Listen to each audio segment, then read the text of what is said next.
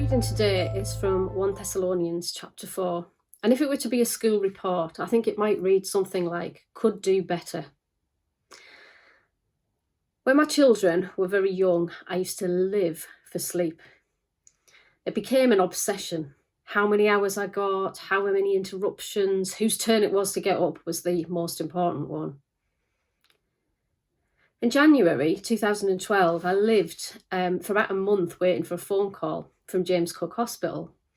My daughter, who was 11 at the time, had a minor accident that went on to develop into a complex neurological problem. And we'd seen loads of different health professionals, and eventually we were sent home from Darlington Hospital with a promise of a referral to James Cook to a specialist team.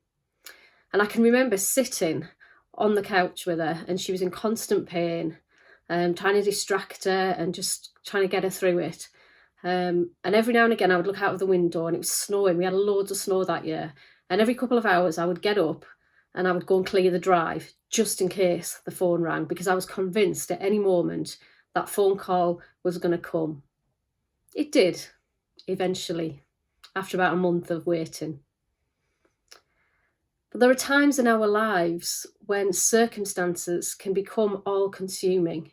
Fear, worry, pain, sleep deprivation, anxiety, pressure, loneliness, whatever it might be. We can have times in our lives where we feel like we're just in the zone of survival, that we're simply living our lives for the next Friday, the half term, when the mortgage is paid off, when the debts are paid, when I lose weight, when I pass the exams.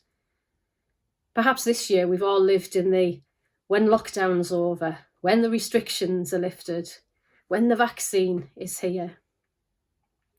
But this passage exhorts us to live for God, to live to please Him. And the good news is that that isn't dependent on anything other than a commitment just to do that.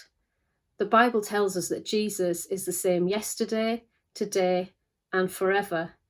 God is faithful and reliable, and his mercies are new every morning, no matter what's going on in the world.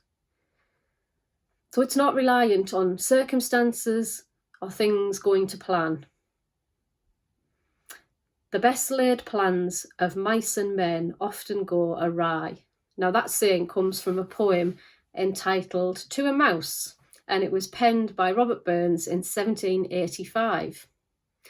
And basically the speaker in the poem is expressing his sorrow to the mouse whose nest he destroyed accidentally with a plough. Well, this has certainly been a year of nests being unexpectedly squashed by ploughs. No one could have predicted the way this year has ended. Well, almost no one. I think one of the positives of this year has been the enforced slowdown. We often say, stop the world, I want to get off. Well, for a short time, the world did feel like it had stopped. But it's at these times that God can have the space, the time, the room, and the opportunity to break into our lives and our best laid plans in a fresh way. This passage talks about holiness, and that means to be set apart for God. We've been forced apart from many aspects of our lives in the last few months. We've been forced apart from our families, and that's been really hard. But that sense of being apart is something that God wants us to choose to do in the way that we live for Him, to give Him the time and the space to meet with us, to transform us, to shape our priorities. God wants us to be pure, the very best that we can be for Him, not contaminated, not watered down, but flourishing in His love and His perfect plan.